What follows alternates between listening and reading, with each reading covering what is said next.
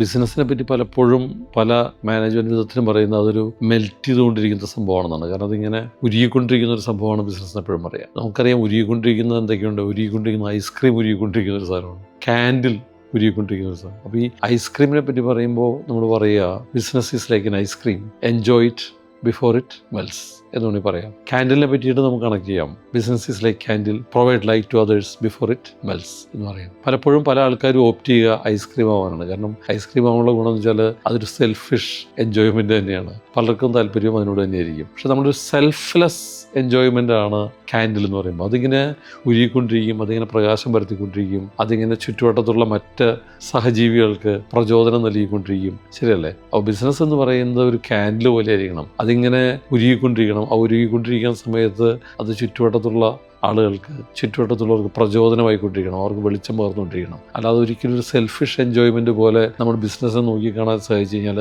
അത് ബിസിനസ്സിൽ മാത്രമായിട്ട് അവശേഷിക്കും. അതൊരു നല്ല ബ്രാൻഡിൻ്റെ ക്രിയേഷനിലേക്ക് എത്തിച്ചേരില്ല.